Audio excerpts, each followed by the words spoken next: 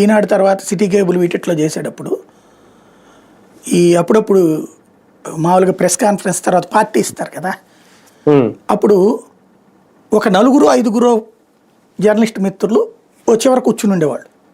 ఏంటంటే వాళ్ళు అరక్ పార్టీ లేరా అనేవాళ్ళు. నాకు అరక్ పార్టీ అంటే అరక్ నుంచి ఉన్నారా ఇళ్ళని మొదట్లో అడిగా, ఐడియా రాక ఊరికో మందు అని చెప్పుకొచ్చారు. అప్పుడు 4-5 మిగతా 30-40 మంది భోజనం చేసి వెళ్ళిపోయేవాళ్ళు. తర్వాత నేను ఒక 5 ఏళ్ల తర్వాత చూసుకుంటే, ఒక 5 ఏళ్ళు కూడా మామూలుగా ఫీల్డ్ తర్వాత 10 ఏళ్ల తర్వాత చూసుకుంటే నాలాంటి వాళ్ళ 4-5 మూల కూర్చోవాల్సి వస్తుంది. ఎందుకు? మిగతా అందరు తాగుతున్నారు, తాగడం జాతకాన్ని ఆస్పడుతుంది అనమాట.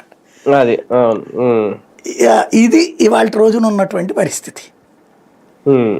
కాబట్టి జాగ్రత్తగా ఇవాళ రోజున చూసుకుంటారా లేదన్నది ఎవరిష్టం వాళ్ళది. అంటే దాన్ని కంట్రోల్ చేయడం అయితే ఒక రకంగా సాధ్యం కాదేమో, కానీ పత్రికల వార్తల వెతికి మాత్రం పరిమితం అవుతుంది. అంటే వార్తల్ని చాలా బాధ్యతగా, అంటే తాగుడిని గొప్పగా రాయటం నాకు చాలా గొప్ప ఆశ్చర్యం వేసింది.